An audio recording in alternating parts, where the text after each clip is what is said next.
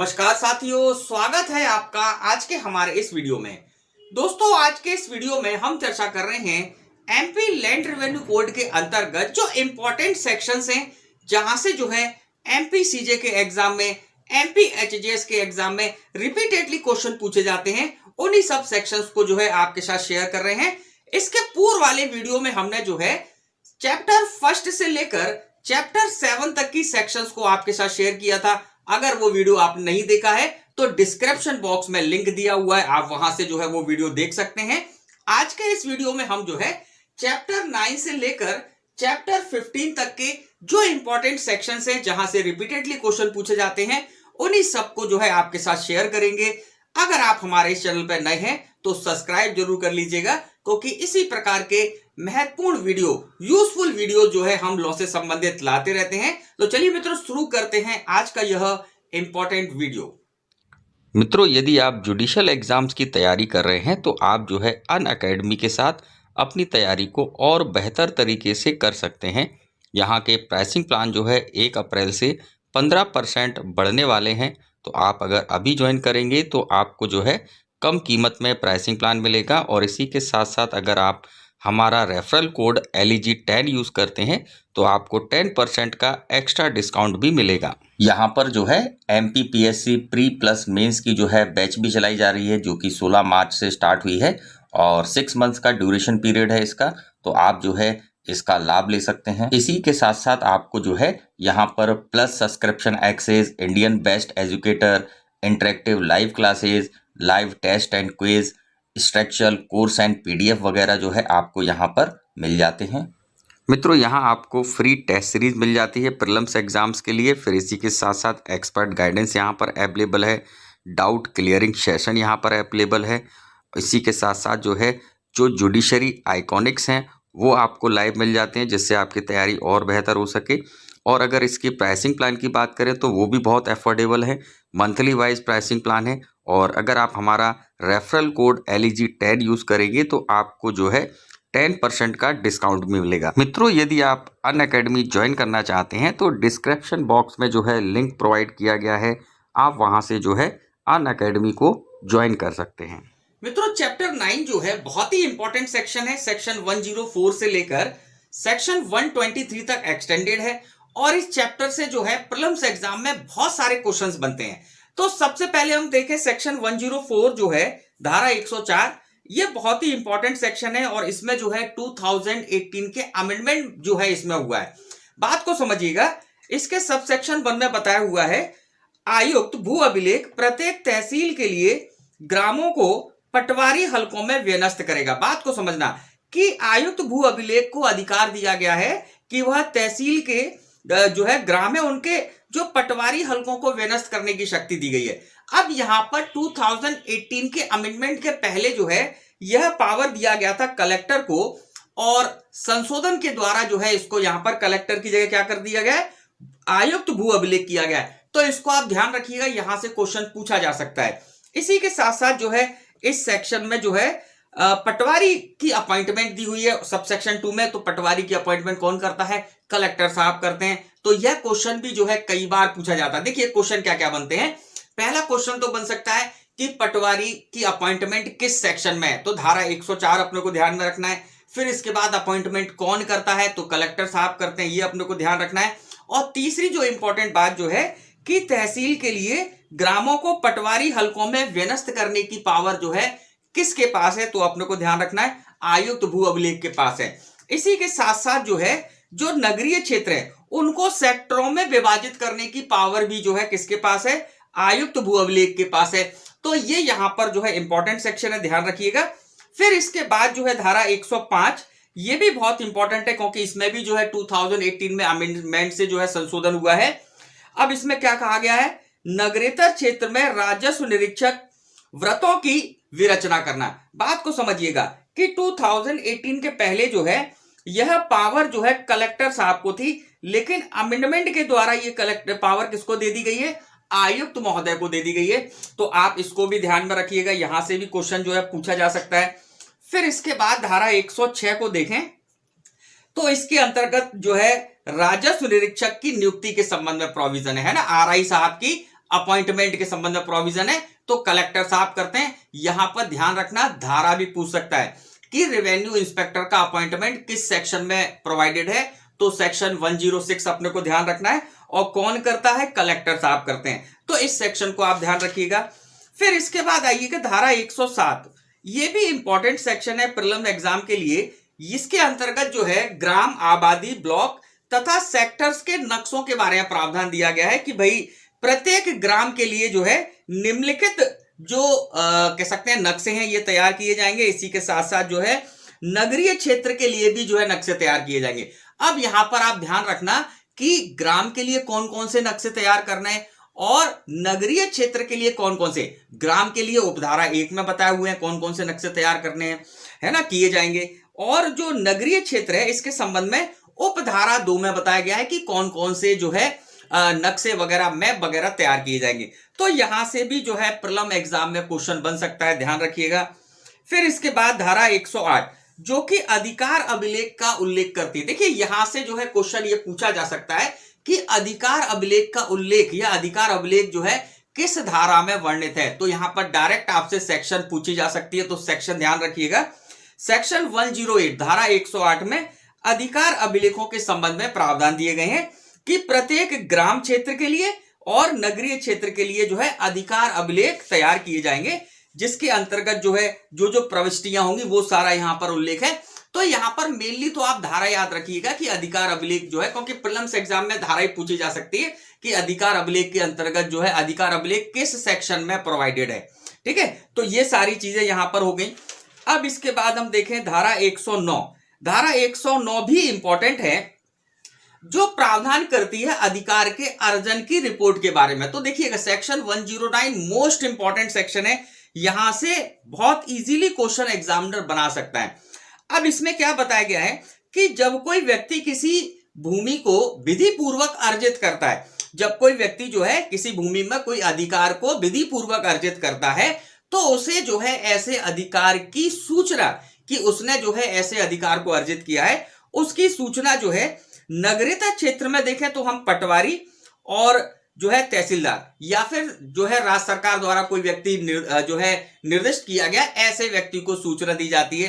तो ये आप ध्यान रखिएगा। और इसी के साथ साथ हम देखें नगरीय क्षेत्र में, तो यहां पर जो है नगर सर्वेक्षक को सूचना देनी है। बात समझिएगा कि अगर नगरीय क्षेत्र में देखें तो पटवारी, तहसीलदार और किसको सूचना दी जानी है, कोई ऐसा व्यक्ति जिसे नियुक्त किया गया हो या जिसे जो है राज्य सरकार द्वारा प्राधिकृत किया गया हो, उसको सूचना देंगे। और वहीं हम नगरेतर क्षेत्र की बात करें तो नगरेतर क्षेत्र में जो है नगर सर्वेक्षक, तहसीलदार और राज्य सरकार द्वारा प्राधिकृत जो भी व्यक्ति है उसको जो है सूचना दिया जाना आवश्यक है।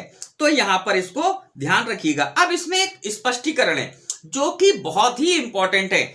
इसमें यह बताया गया है कि अधिकार के अर्जन के संबंध में अगर किसी व्यक्ति को कोई सुखाचार प्राप्त हुआ है या फिर जो है ट्रांसफर ऑफ प्रॉपर्टी की सेक्शन 100 के अंतर्गत भार चार्ज प्राप्त हुआ है, तो इसकी जानकारी, इसकी सूचना दिया जाना आवश्यक नहीं है। मतलब कि इसे जो है अधिकार का अर्जन किया जाना नहीं माना जाता है, तो इसकी सूचना दिया जाना आवश्यक नहीं है। तो यहां से भी जो है क्वेश्चन निकल के आ सकता है स्पष्टीकरण 1 से, इसको भी ध्यान रखिएगा। फिर इसके बाद जो स्पष्टीकरण 2 है, इसमें यह बताया गया है कि अगर कोई व्यक्ति जो है उसकी संपत्ति अगर बंधक रखी गई थी तो उसके बंधक का अगर मोचन करा लिया जाता है या फिर जो है कोई पट्टा जो है परवसा या पट्टा जो है टर्मिनेट कर दिया गया है या परवैसे हो गया है, तो इसकी सूचना दिया जाना आवश्यक है, क्योंकि बंधक का मोचन या पट्टे का परवसान इसको जो है अधिकार का अर्जन माना जाता है। और इसकी सूचना जो है यहां पर स्पष्टीकरण में स्पष्ट कर दिया गया है कि इसकी सूचना जो है दिया जाना आवश्यक है। तो यहां पर सेक्शन 109 में ये सारी बातें इंपॉर्टेंट है, इनको आप अच्छे से ध्यान रखिएगा। फिर इसके बाद हम देखें अगली सेक्शन पे आए। यहां पर एक बात और है, उपधारा 4, इसको भी आप अच्छे से पढ़िएगा। उपधारा 4 में यह बताया गया है धारा 109 की कि अगर कोई व्यक्ति ऐसे अधिकार के अर्जन की जो सूचना है वह अगर नहीं देता है ना, तो ऐसी कंडीशन में तहसीलदार साहब जो है क्या कर सकते हैं, 5,000 रुपए तक का शास्ति है ना, पेनल्टी जो है ऐसे व्यक्ति के ऊपर अधिरोपित कर सकते हैं। तो यहां पर जो है इसको भी जो है यहां से भी एग्जाम में क्वेश्चन बन सकता है, इसको भी आप ध्यान रखिएगा। फिर इसके बाद हम देखें अगली धारा है धारा 110। ये प्रावधान करती है भू अभिलेखों में अधिकार अर्जन बाबत नामांतरण, मतलब कि एग्जाम में क्वेश्चन आएगा एमपी लैंड रेवेन्यू कोड के अंतर्गत नामांतरण से संबंधित प्रावधान किस धारा में उल्लेखित है। तो सबसे पहला तो अपने को धारा ही याद रख लेना है कि धारा 110 जो है नामांतरण के बारे में, म्यूटेशन के बारे में प्रावधान करती है। अब देखिएगा, बात समझना, धारा 109 में क्या कर दिया हमने, सूचना जो है अधिकार के अर्जन की सूचना जो हमने किसको दे दी। अगर हम नगरेतर क्षेत्र की बात करें तो वहां पर हमने पटवारी महोदय को या तहसीलदार महोदय को या फिर सरकार द्वारा प्राधिकृत व्यक्ति को सूचना दी। और इसके अलावा अगर हम नगरीय क्षेत्र में बात करें तो हमने पटवारी को जो है नगर सर्वेक्षक को या फिर जो है तहसीलदार साहब को या राज्य सरकार द्वारा प्राधिकृत व्यक्ति को सूचना दे दी। अब ये सूचना देने के बाद जो है म्यूटेशन की प्रोसेस है ना, नामांतरण की प्रक्रिया स्टार्ट होगी, जिसके बारे में धारा 110 में प्रावधान किया गया है। तो यहां पर यही बताया गया है कि भाई पटवारी और जो है उनको अगर सूचना दे दी जाती है तो ऐसी कंडीशन में जो है ये सूचना जब इनके पास आ जाए तो ये 30 दिन के भीतर जो है, अगर पटवारी को सूचना दी गई है या नगर सर्वेक्षक को सूचना दी गई है तो 30 दिन के भीतर जो है तहसीलदार को जो है म्यूटेशन के लिए जो है, नामांतरण के लिए जो है कह सकते हैं उनको जानकारी दे देंगे। अब तहसीलदार साहब को जानकारी प्राप्त होगी तो तहसीलदार साहब जो है जानकारी प्राप्त होने से 15 दिन के भीतर जो है इसमें कार्रवाइयां प्राप्त करेंगे। तो इस प्रकार से इस सेक्शन को जो है, इसको भी आप बहुत ध्यान से देखिएगा, मैं पूरा यहां पर डिटेल नहीं कर रहा हूं, नहीं तो वीडियो बहुत लेंथी हो जाएगा। अगर आपको डिटेल में देखना है तो आप हमारे जो एमपी लैंड रेवेन्यू कोड के वीडियोस हैं उसमें ये सब कवर किया हुआ है, बहुत डिटेल में कवर किया है, तो आप जो है वहां से भी देख सकते हैं। तो यहां पर जो है ये सारी चीजें इंपॉर्टेंट है, इनको आप अच्छे से तैयार करिएगा। इसके बाद आइएगा सेक्शन 111, यह भी इंपॉर्टेंट है। इसमें बताया गया है कि सिविल न्यायालयों की अधिकारता, जहां पर कि कोई विवाद हो किसके संबंध में, अधिकार अभिलेखों में जो अभिलिखित प्रविष्टियां हैं इसके संबंध में अगर कोई विवाद हो और ऐसे विवाद में राज्य सरकार अगर पक्षकार नहीं है तो जो है सिविल न्यायालय को अधिकारता है। अगर राज्य सरकार पक्षकार है तो सिविल न्यायालय को अधिकारता नहीं है। तो इसको भी आप ध्यान रखिएगा, ये भी प्री के लिए क्वेश्चन बनाता है। अब इसके बाद आइएगा धारा 113 जो कहती है अधिकार अभिलेख में गलतियों का शुद्धिकरण। Very important section, most important लगाइएगा, यहां से एग्जाम में क्वेश्चन जो है पूछा जा सकता है। अब इसके अंतर्गत जो है क्या कहा गया है कि अधिकार अभिलेखों में अगर कोई गलती हो गई है तो उसका शुद्धिकरण जो है कौन करेगा। तो देखिएगा इसमें दिया हुआ है कलेक्टर साहब करेंगे, लेकिन 2018 के अमेंडमेंट के पहले जो है ये पावर दिया गया था उपखंड अधिकारी को कि लेखन संबंधी गलतियों का शुद्धिकरण के रूप में।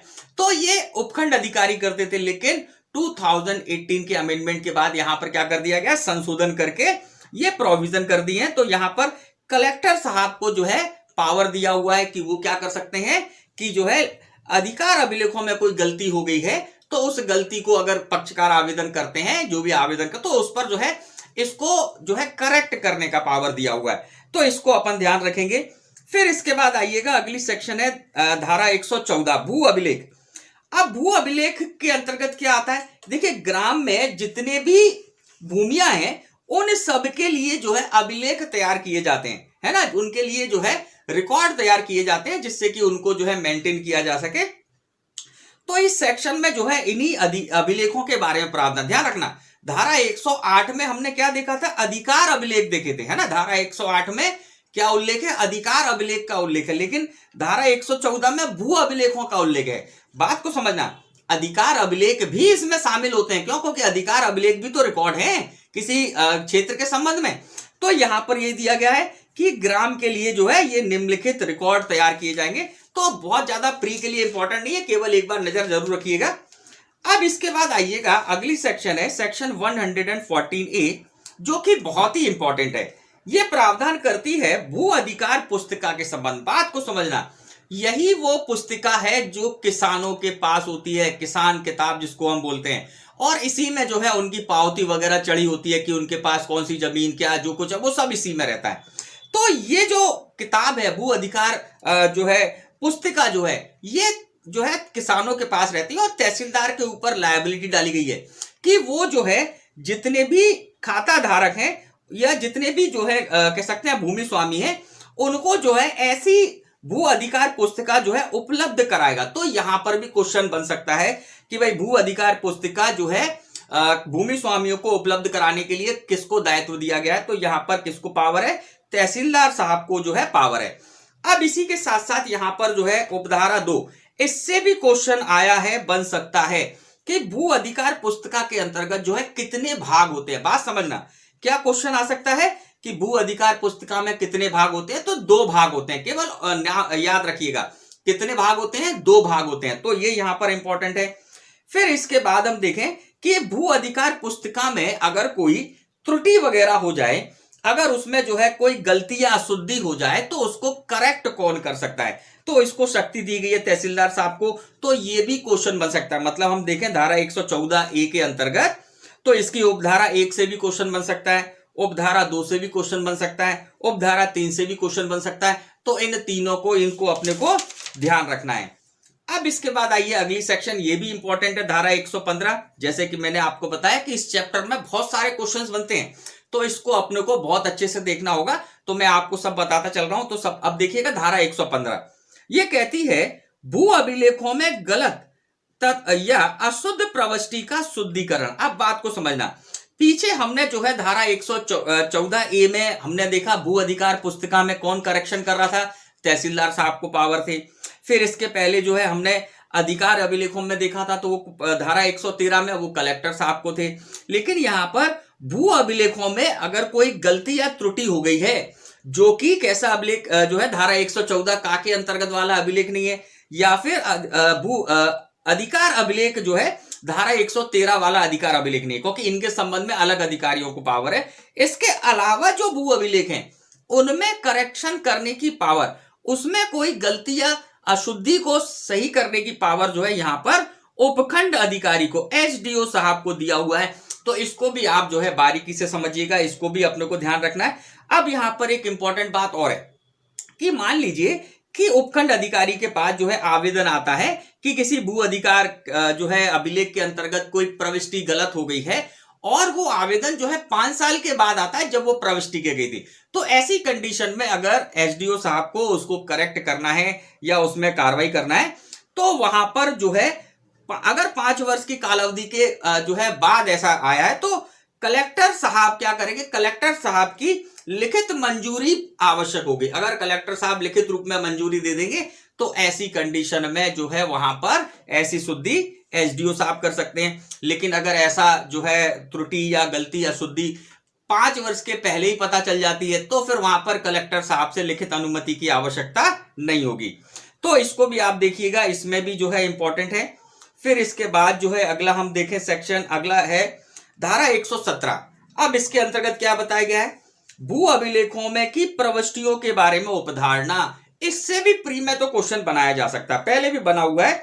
जैसे कि हम देखें एमपीएडीजे 2014 में क्वेश्चन बनाए हैं, 2011 में भी क्वेश्चन बनाए हैं। तो यहां से क्वेश्चन बन सकता है। तो इसमें क्या बताया गया है कि जो भू अधिकार में जो प्रविष्टियां हैं उसके संबंध में अगर कोई विवाद उत्पन्न होता है, न्यायालय में कोई वाद जाता है, तो न्यायालय जो है किस प्रकृति की उपधारणा करेगा। जैसे कि आपको पता होगा एविडेंस एक्ट के अंतर्गत जो है 3 प्रकार की उपधारणाओं का उल्लेख है ना, जिसमें अपन ने देखा कि भाई मे प्रिज्यूम, शैल प्रिज्यूम, कंक्लूसिव प्रूफ, है ना। तो यहाँ पर अधिक जो उपधारणा है इसके संबंध में बहुत बड़ा कंसेप्ट है। मैं आपको जब एविडेंस एक्ट अपन करेंगे, या एविडेंस एक्ट का जो वीडियो हमारा डला हुआ है उसमें बिल्कुल स्पष्ट बताया हुआ, तो वहां देख सकते हैं।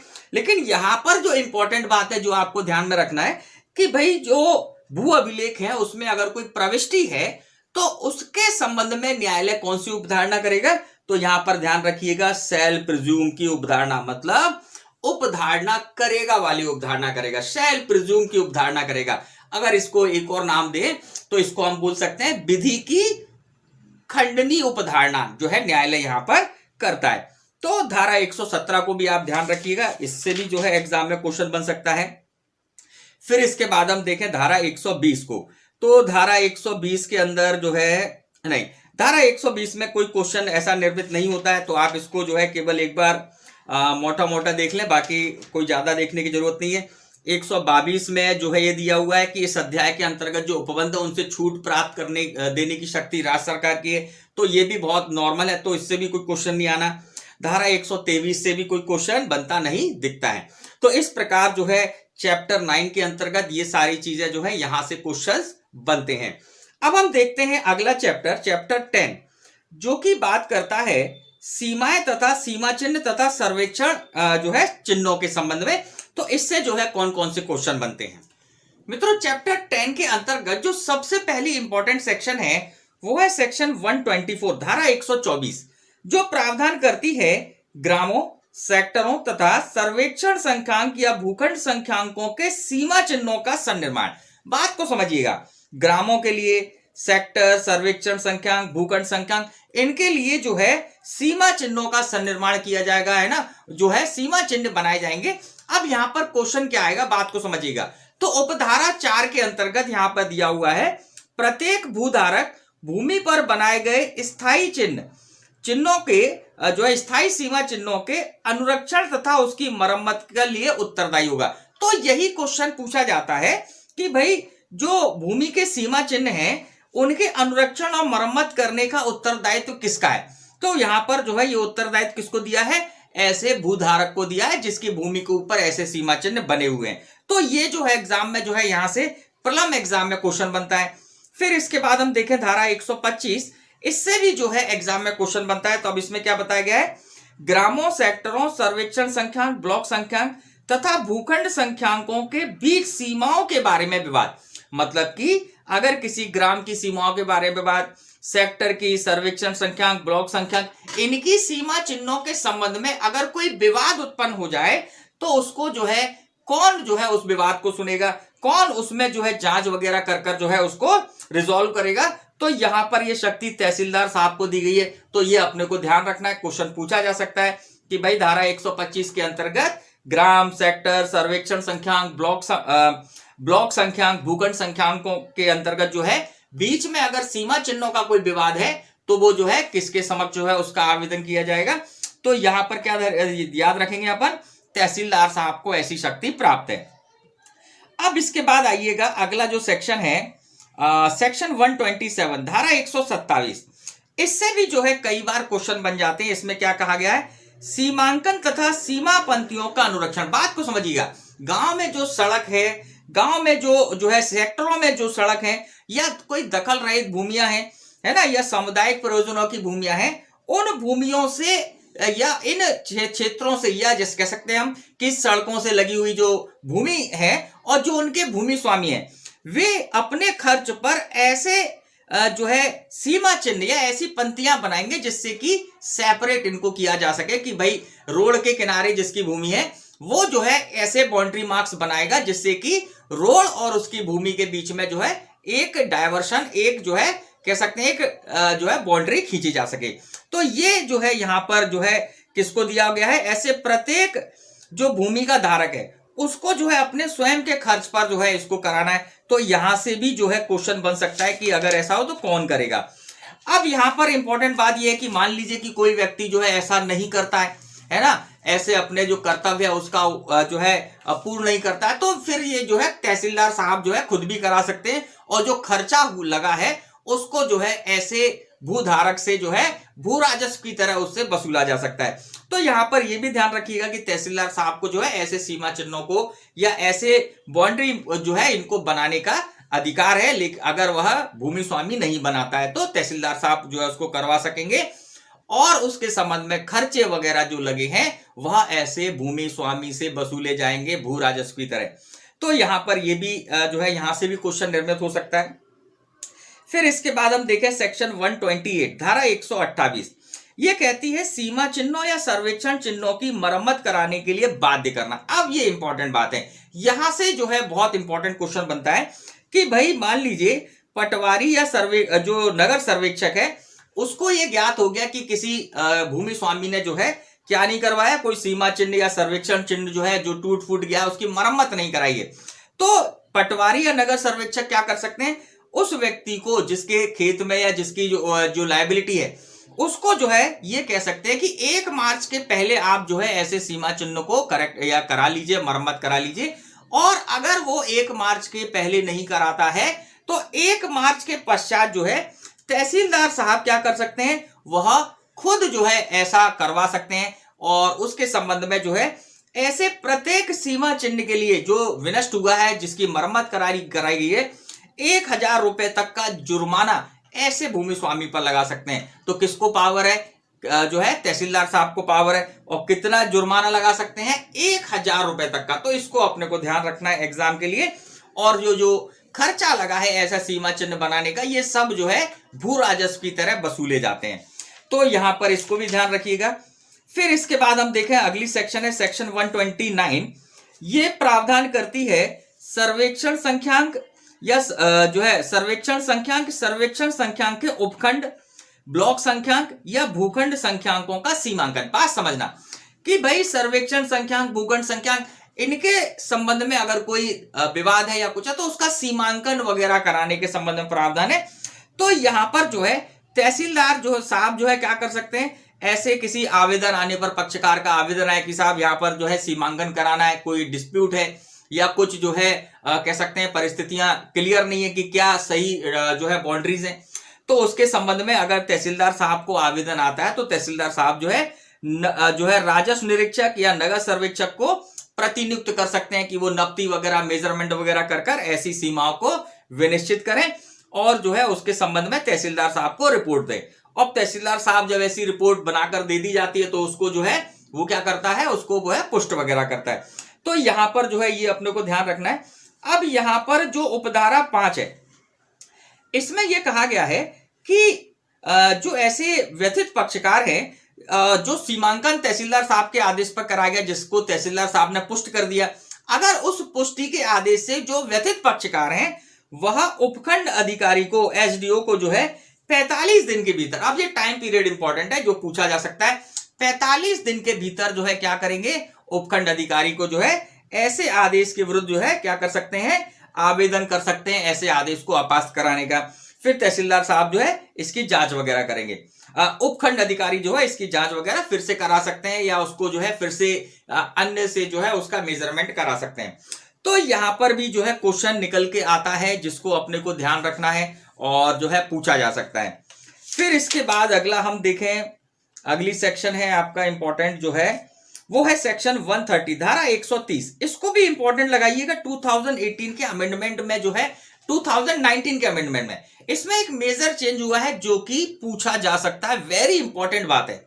क्या है इसमें देखें, सीमा चिन्ह या सर्वेक्षण चिन्हों को विनष्ट करने, क्षति पहुंचाने या हटाने के लिए शास्ति, मतलब किसी व्यक्ति ने अगर किसी सीमा चिन्ह या सर्वेक्षण चिन्ह को विनष्ट किया है, नुकसान पहुंचाया है ना, या उसको जो है हटाया है ना, तो ऐसी कंडीशन में तहसीलदार साहब जो है यहां पर क्या कर सकते हैं, 5000 रुपए तक का पेनल्टी प्रत्येक सीमा चिन्ह के लिए जो है ऐसे व्यक्ति पर लगा सकते हैं। अब इंपॉर्टेंट बात यह है कि 2019 के पहले यह जो पेनल्टी थी यह 1000 रुपए थी, है ना, अब इसको जो है 1000 रुपए को अब क्या कर दिया है, 5000 रुपए कर दिया। तो एग्जाम के लिए इंपॉर्टेंट है, तो ध्यान रखिएगा।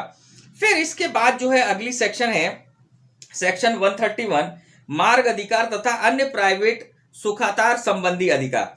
तो इसमें जो है कोई इंपॉर्टेंट बात, हाँ इसमें कोई ज्यादा इंपॉर्टेंट नहीं है कि यहां से क्वेश्चन बने, तो आप जो है केवल एक बार नजर मार लीजिएगा। अगला हम देखें, अगली सेक्शन पे आइएगा आप, सेक्शन 133, धारा 133। ये कहता है कि अगर कोई व्यक्ति सड़क पर या पथ पर जो है क्या कर सकता है, क्या कर लिया, उसने जो है कोई बाधा वगैरह उत्पन्न कर दी है, तो ऐसी बाधा वगैरह को हटाने का आदेश जो है तहसीलदार साहब जो है क्या कर सकते हैं, ऐसी बाधा वगैरह को हटाने का आदेश दे सकते हैं ऐसे व्यक्ति से जिसने अतिक्रमण किया है, सड़क पर, रोड पर अतिक्रमण कर लिया है। तो ये आदेश देने की शक्ति किसके पास है, तहसीलदार साहब के पास है। इसी के साथ साथ तहसीलदार साहब जो है ऐसे व्यक्ति के ऊपर जिसने ऐसा अतिक्रमण किया है उसके ऊपर जो है 10,000 रुपए तक का पेनल्टी इंपोज कर सकते हैं और उसको हटने का आदेश दे सकते हैं।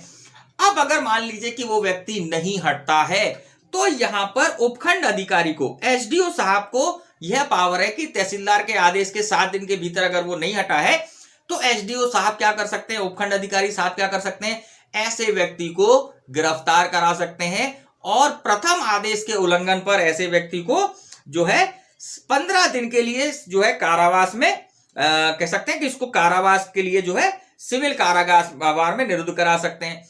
और अगर जो है कोई द्वितीय आदेश दिया गया है या उसके पश्चात आदेश भी दिए गए और उसके बाद भी वो व्यक्ति नहीं हटा है, तो ऐसे व्यक्ति को 6 माह तक का सिविल कारावास जो है एसडीओ साहब उसको जो है भेज सकते हैं। तो यहां पर ये सारे प्रावधान है। इंपॉर्टेंट बात यहां पर ये है कि जो एसडीओ साहब जो है ये किसी महिला को इस सेक्शन के तहत निरुद्ध नहीं कर सकते यहां पर, परंतु में ये स्पष्ट किया हुआ है। इसको भी अपने को ध्यान में रखना है कि ऐसे किसी मामले में जो है किसी जो है महिला को जो है गिरफ्तार कर कर उसको निरुद्ध नहीं किया जाएगा। तो ये बात इंपॉर्टेंट है।